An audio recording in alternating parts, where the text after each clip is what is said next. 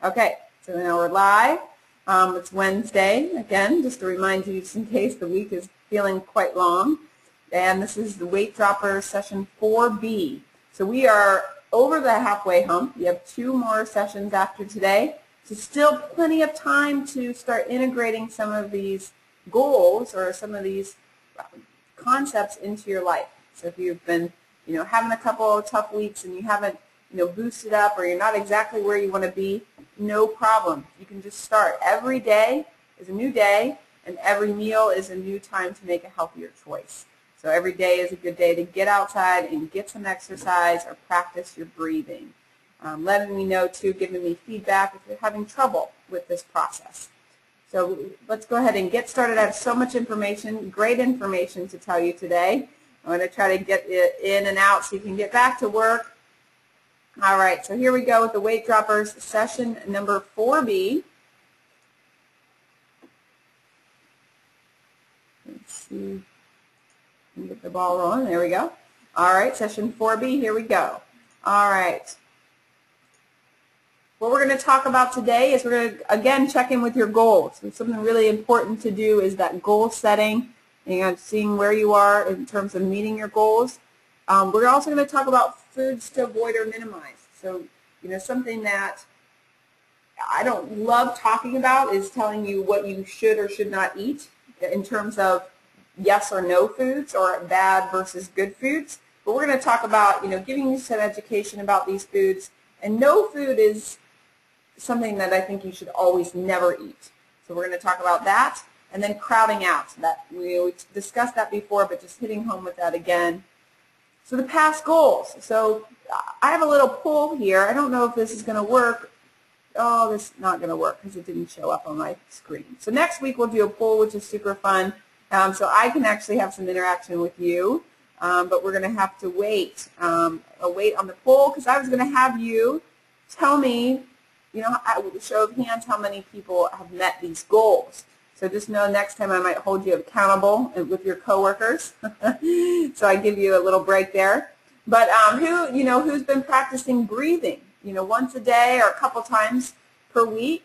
You can even look around, raise your hand if you feel, you're feeling like outgoing today. Show your coworkers.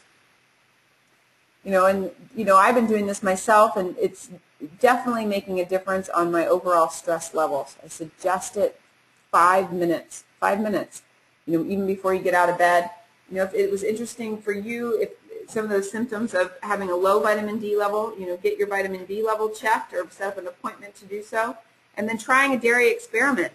So a dairy experiment is seeing if dairy maybe is not or is the best thing for you to be eating. So no foods are forbidden except if your body tells you so. So this Lima, she's one of the pioneers of the macrobiotic diet, which is not necessarily what I'm promoting to you, but I am promoting some awareness of what you're eating. So taking time out to experience, how the foods make you feel. It's really, really important. This awareness is slowing down and tasting your food. So a lot of the times we're too busy or we're distracted, watching TV, reading a book, talking on the phone while you're eating. So especially with this Weight Droppers group, sit down at the table and see what it feels like to eat without distractions. And then you'll notice, I might have mentioned this before, but one of my clients is like, if I'm sitting down at the table with no distractions, the odds of me eating the whole pint or quart of ice cream is just pretty much none. Because you're not distracted by looking at the TV or reading, watching, checking emails, that type of thing. So notice how the food you eat makes you feel mentally and physically. So starting to make that connection to, what does it feel like to be overfull, or what does it feel like to be hungry? It's noticing, do you know when you're hungry? And then to the foods, how do you feel the difference between when you eat a hamburger versus when you eat, a lentil soup? So no food is innately bad. So I really want to stress, I'm not a pusher of one way is better than another way. In essence, innately bad, some foods are better than others. Maybe it's energetically making you feel better. But if you do it every once in a while, then that's okay. So it's not what you eat some of the time that makes the difference. It's what you eat most of the time. most of the time food that's going to have the change and difference in your health and in your waistline. So the 90-10 for the weight loss guys in the group, it's 90-10. So 90% of the time you're eating super healthy, and then 10% of the time you can even put this into your weekly goals. I'm going to let myself, have a piece of cake because it's my birthday week. Or I'm going to have, a beer or 2 beers, but put it into your plan and don't feel guilty about it. Enjoy the food. Enjoy it if it's part of that 10%. Difference between if it's an everyday grabbing for the M&Ms, that's something different.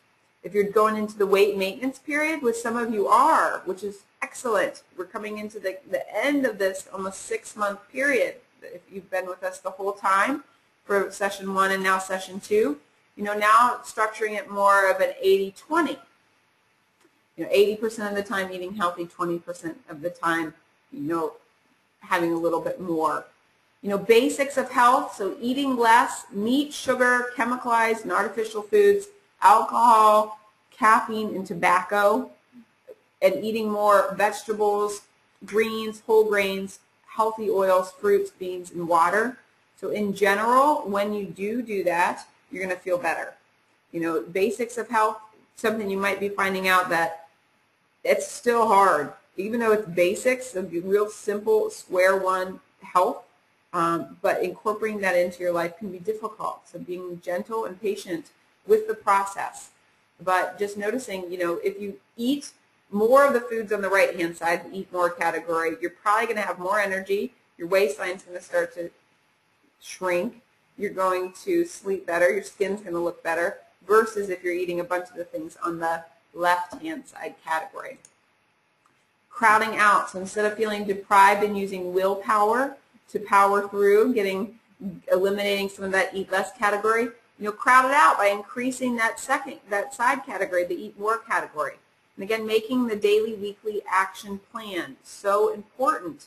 It's so important to put a plan in action. So not only figuring out the amount of servings per day, when and how and what food. So being specific and measurable and make it realistic. So I always, when I'm counseling someone one-on-one, I ask, a lot of the times it's like, I'm doing this every day. And then my question to you is, well, how often are you doing it now? And if you're only eating a green once a day, you can be a go-getter and say I'm going to eat 4 a day, but be realistic about it so you can meet your goals and you can always do more. So I'm saying, I'm going to have 1 green per day at lunchtime and I'm going to bring it with me. So hitting all 3, I'm going to pack my lunch. I'm going to get it there. So hitting all 3 of those. Crowd out and replace. So each day choose a food you are going to decrease. Again, having that plan of attack, that plan of action, the odds of you doing it are so much greater. So what foods, habits are your cravings? So what's the foods that you're craving? Common ones are salt and sugar. What are you going to substitute it with? So what are you going to do? Substitution, which we're going to talk about. Make sure you're eating enough, which we're going to dive into more. And then making a healthier version of your favorite foods. So substitution. So 3 examples of the substitution is, instead of going to the candy jar midday for a snack, reach for a piece of fruit. And the way that you're going to have a piece of fruit is you're going to bring it with you. Bring it with you. So instead of having, those candies can even have a bunch of different ingredients. It's really refined sugar. You're going to have an apple. 1 ingredient. They're in season right now, and they taste great. So it also has the natural sugars, also your fibers, your vitamins, and your minerals. Second one here is just swap out your second cup of coffee with green tea. So you're not necessarily giving up coffee completely, but you're not indulging in the second cup. So you're switching over to that green tea, which has a bunch of antioxidants and also has a little caffeine if that's what you're needing.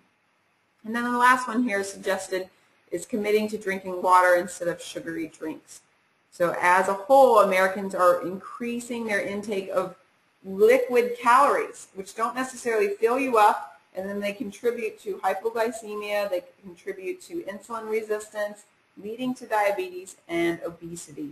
So really important to look at the amount of times you're drinking something that has a bunch of sugar. Okay, so making sure that you're eating enough. So extreme hunger can lead to unhealthy food choices and low blood sugar. So how does that relate to weight loss. So extreme hunger, it means that you're probably going to go home and eat everything in your cabinets, or if you're normal, or if your blood sugars are super low, especially if you're diabetic or around in that low blood sugar category, hypoglycemic, you're going to be really hungry, and sometimes your body takes over and just eats carbohydrates, because carbohydrates are our main source of energy. So being prepared and not letting yourself get too hungry. Not falling into that diet trap of, when you're busy and you first wake up and you're not hungry, and then you don't really get that much of a lunch, and you come home and it hits you and you're famished. You're so hungry. So really incorporating your breakfast, daily breakfast into your routine, consuming half of your calories by midday, so boosting up. So the reason we eat is to give us energy.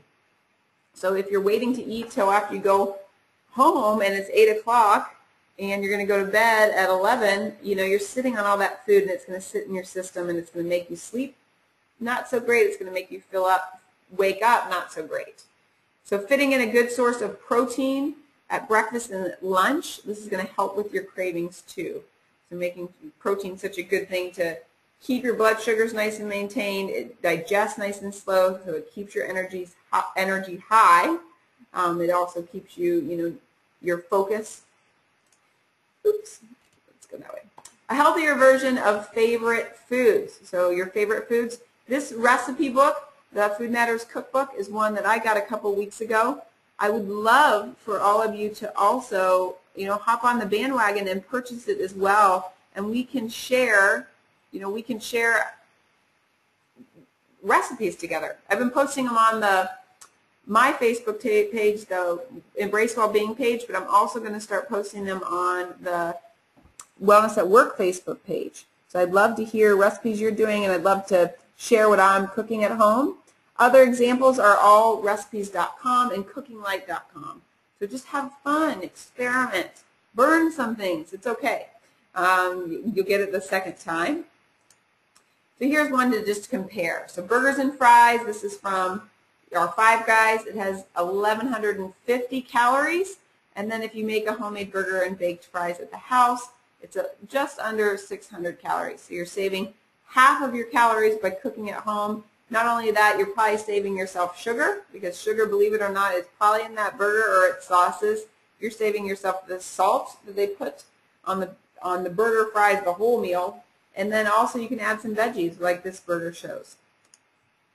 All right, so talking about foods to minimize or avoid. So just being open here as you're listening, and really, again, remembering that I'm not saying you have to take it out. Just listen to your body and start noticing how it makes you feel. First one, sugar, we've talked about before. We're consuming about 100 pounds of sugar and sweeteners per year. So much, that's a lot, and that's per person. Consuming refined sweets, added sugars, and sweeteners has caused this epidemic of this hypoglycemia, obesity, and type 2 diabetes. So we're finding that, New York is trying to get a law passed that's saying restaurants can't have large sugary drinks anymore. It's a big epidemic that's facing our nation right now. Sources of sugar, discussed this before too. The main ones we think about is ice cream, cookies, cakes, juice, soda, but it's also found in your canned foods, your peanut butter, some types of peanut butter, your tomato sauces, your breads. You could find it all in there. Refined sugar, so that's the refined sugar means it's stripped from all of your vitamins, your minerals, your fiber, its enzymes. So it actually takes extra energy for your body to process. So if you're finding you're low energy, if you're eating a lot of sugar, it could be that cause. You feel great right after you eat it, you're energized, and you can be bouncing around like the Energizer Bunny, and then all of a sudden, an hour later, you're feeling tired and depressed, and you're wanting more sugar because you were feeling so great when you were eating it. It's taking away from your vitamin minerals, and it doesn't have the enzymes it needs to be processed by the body, so you're actually taking that storage away. A switch of thought here is sugar is found naturally in grains, beans, vegetables, and fruit. So you can start swapping out and see how that feels. There's an adjustment period, just being honest with you. It takes a little time to start switching that over, but the rewards are huge. 3 ways to start doing that is boost up your sweet vegetables. So sweet potatoes, peas, corn, and squash. This was also rutabaga, which is white there. It has a similar, sweeter taste than potatoes. Using those, especially for dinner time, I tend to crave, my sweets after dinner or with dinner. So it helps. It definitely has helped me when I'm, trying to tackle this sugar cravings. Making sure you're eating enough during the day. So again, if you don't eat enough, your body's going to crave carbohydrates. Sugar goes right into the bloodstream, so it's usually one of the first things we crave. And then looking at your ingredient labels, so making sure sugar is not one of the first top 5 ingredients in your products. So looking at those ingredient labels are so important. All right, we talked about dairy last week. So just to recap here is, why do you want to minimize or limit that? Because it can clog your arteries, it can cause menstrual pains, asthma, brain fog, mucus, allergy symptoms, and skin conditions such as eczema can irritate, and then mood swings. So all of those things listed. If you're suffering from those things, it might be a good idea to do the dairy experiment. So it's not going to hurt. Try it out for a week or 2 and see. Dairy might be a great thing for you. You might find when you go off dairy, you lose all of your energy. So maybe something you need to eat. Or you might find you go off of it and your allergy symptoms go away. Meat. Meat, why limit or minimize red meat? It contains saturated fat. It doesn't have any fiber or phytochemicals in the meat. Non-organic meat contains your antibiotics, steroids, growth hormones. So all those things in your meat products. I'm not saying even you have to give up meat completely. I don't think everybody is made to be a vegan or a vegetarian. But I think looking at where your meat's coming from is very important. Maybe splurging on getting the organic meat and fish if possible, or even just trying, I've showed this picture before, but thank goodness it's Monday. So Meatless Monday, seeing how, not only how that affects your body, how you feel, but also your bank account. You save some money with meat. And then being a meat detective. So listening to what your body says or is telling you after you eat meat. So if it causes you to feel like Thanksgiving, obviously we're eating a lot of things, but turkey can cause you to feel very sleepy and tired with the tryptophan that's in the turkey. So just noticing, take a minute after you eat to notice how the food you just ate made you feel. So limit eating meat to a few times per week maybe. Substitutions, as opposed to, your traditional meats, are eggs, beans, whole grains, and fish. So those you can use on the days that if you're trying to give up meat, or even if it's just once a day as opposed to 2 times per day. And the next one is coffee. So coffee, and just a disclosure here is I was writing this in a coffee shop. So the stuff I'm telling you, I'm currently working on myself, or just being aware of how these foods affect me. Coffee has been one I've been having a battle with lately. Secret word of the day is green tea. So green tea, if you're watching this recording, you're going to go ahead and send that to me via email. Let me know that you got that secret word. So Americans drink 400 cups of coffee per day. 400 million cups of coffee per day. So average American drinks 3 cups per day. So 3 cups is the average. And then coffee makes up 75% of all caffeine consumed in the U.S. So just a pool of hands here. No, we don't, unfortunately don't have that pool, but we can, you guys can look around. Raise your hand, if you drank a cup of coffee this morning. Go ahead and look around the room and notice. Okay. Now my guess is that the majority of you did drink coffee or caffeine of some sort today. I definitely had a couple sips this morning since I'm trying to give it up myself. All right. So taste versus habit. Do you like coffee for the taste, or is it a habit, addiction, or is it both?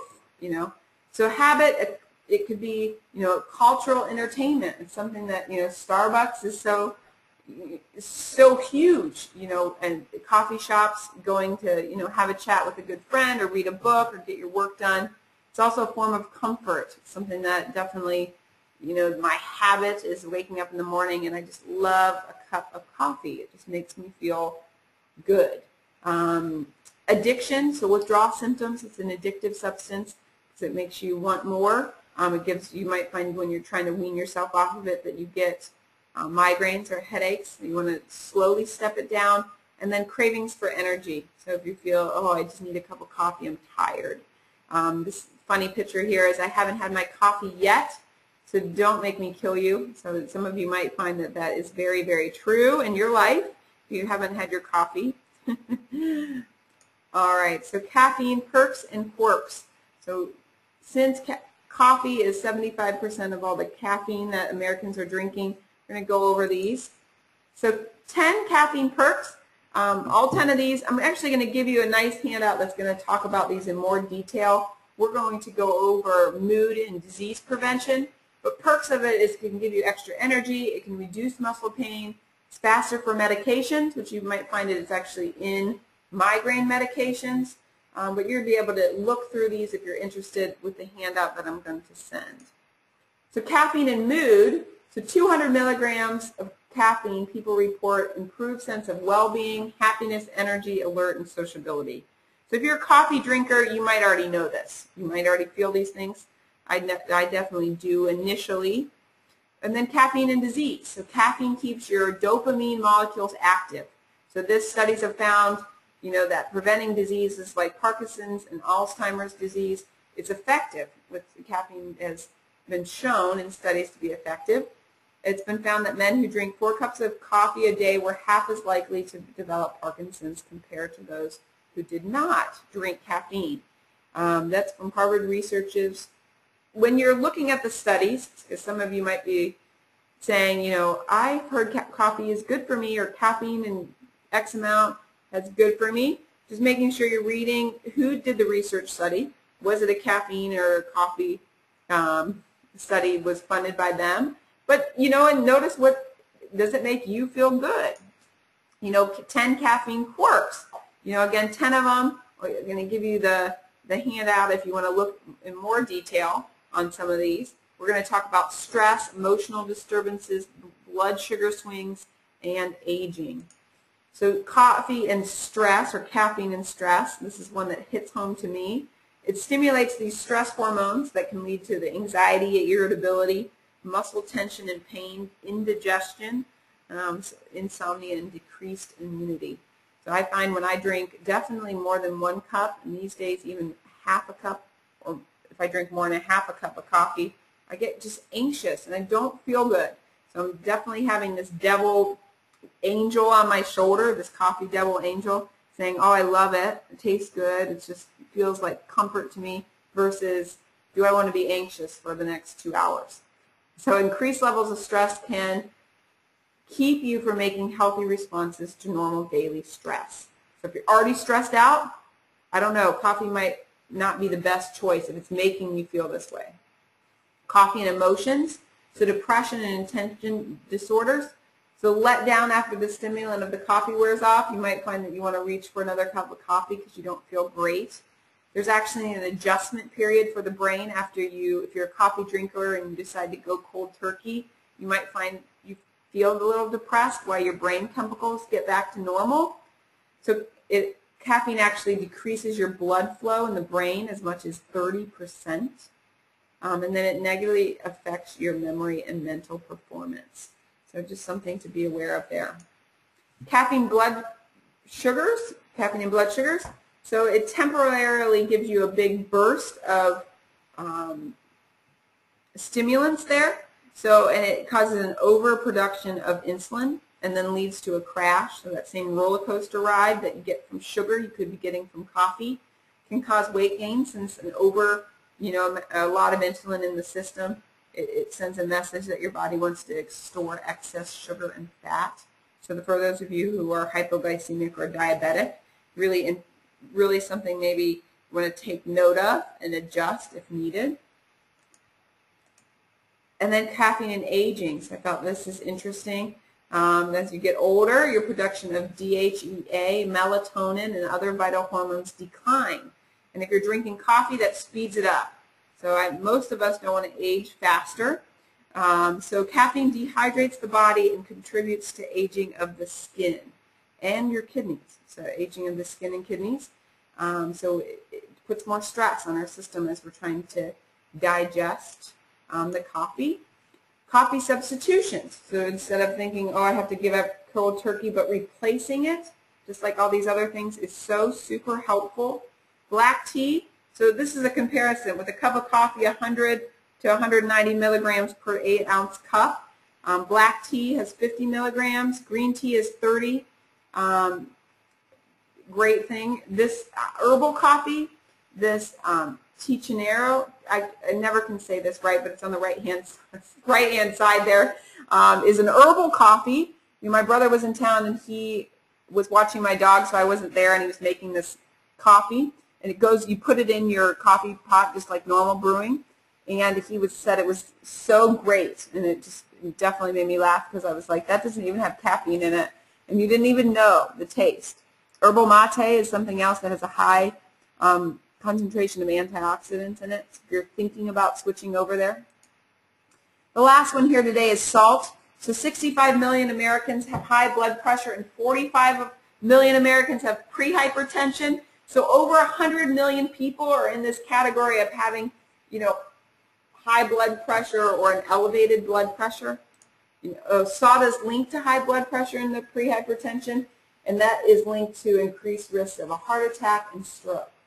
So a teaspoon of salt, just as a reminder, is 2,300 milligrams of sodium. So if you're using a salt shaker, maybe not use your salt shaker as much or any more. But that's not even the main reason Americans have, this average adult consumes 4,000 milligrams of sodium per day.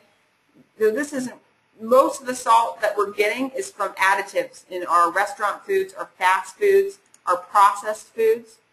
So reducing your salt intake, this number 3 here is, limiting the amount of times that you're frequenting restaurants, fast foods, processed and packaged foods.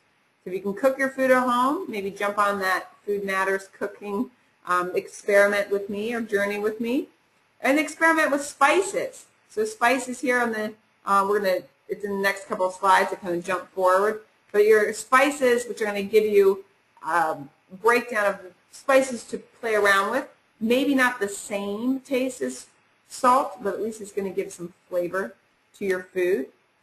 So salt's not necessarily inherently bad. It acts as an electrolyte and assists in cell function.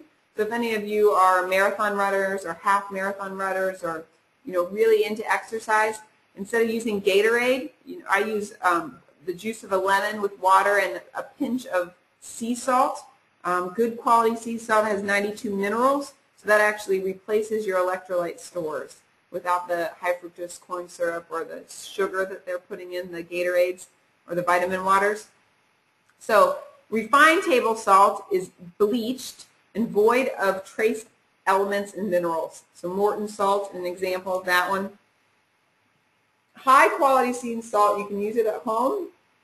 This is the one I use at home. It's Celtic sea salt. It is a little bit more expensive, but it does last. It lasts a good amount of time. Look for sea salt with a reddish or brown tint. That's going to tell you. And then you want to make sure that it doesn't have magnesium carbonate as one of the ingredients.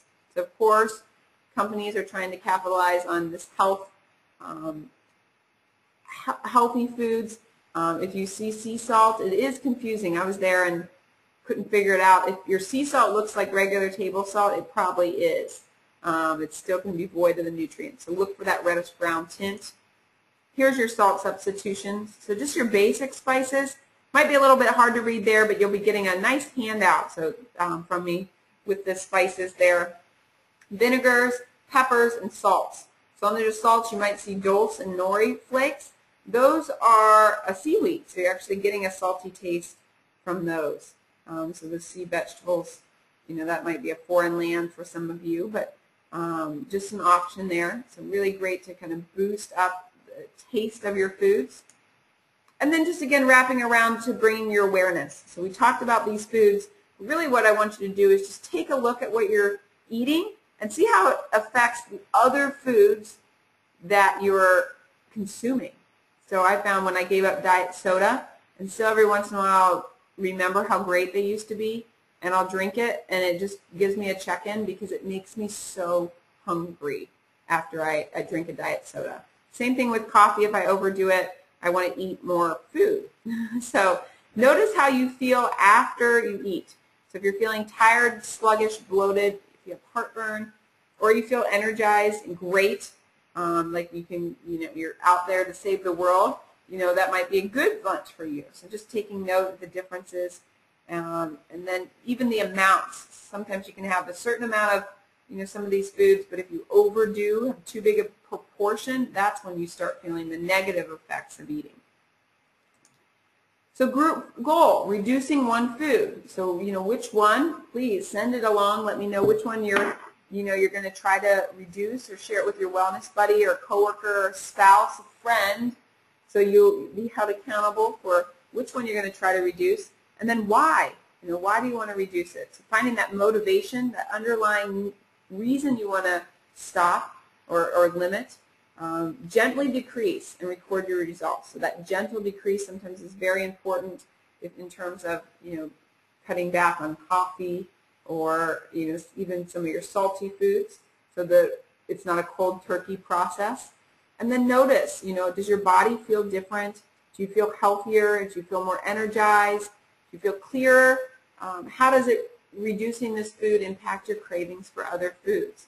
So I found it in my life. I've also had some feedback. Somebody said, I decreased my coffee intake from 4 or 5 cups a day to 1, and I'm not craving sweets as much later on in the day. So this is real life stuff. So try it out. And let me know how it goes. Review foods to minimize or avoid, perks and quirks of caffeine, salt substitutions, awareness of what you're eating, and then crowd out the unhealthy with the healthy foods. That's what we talked about today. So go ahead and start asking your questions. I have 2 more slides just to go over here. Go ahead and feel free to type in your questions, or for those of you who are viewing from your home computer or outside the MS office, or go ahead and let the moderator know. Important information. You're going to be getting a lot of information coming up here in the next week or so regarding the end of the year wrap-up of the wellness program. Really important stuff if you're interested in getting that $500 incentive toward your insurance premium for next year. Completing this wellness survey by November 15th. So November 15th, you'll be getting this wellness survey via email by pretty much I'm hoping, fingers crossed, the first week of October. You'll be getting that, and each one of you will be getting an email from me. It's going to have the wellness survey, and it's also going to give you a list of your points to date. So really good information there, so you'll be able to see, because you also need 150 wellness points to be able to get that $500 incentive if you're enrolled in the program. If you're continuing the group program, so the second session, you'll have till December 14th to watch the 6 sessions, or the 5 out of 6. And then the workshops, you'll have, the last day is actually December 30th, not 3rd, but you'll be getting this, and that's also going to be in the email that is sent. So you'll have from October to December to make sure you're hitting these deadlines so you get that incentive. If you have any questions, of course, go ahead and email me, let me know concerns. And then upcoming workshop, Office Yoga. October 17th at noon, I will be in Columbus for this one. So I'm super excited. Make sure to maybe bring it. You can do it in your work clothes, totally fine. You don't even need to change for it. We're going to just giving you a couple of stretches, yoga techniques that you're going to be able to de-stress and stretch out during the day. For those of you that aren't in Columbus, I'll be supporting you guys with the video. You'll be definitely benefiting as equally as those guys in Columbus.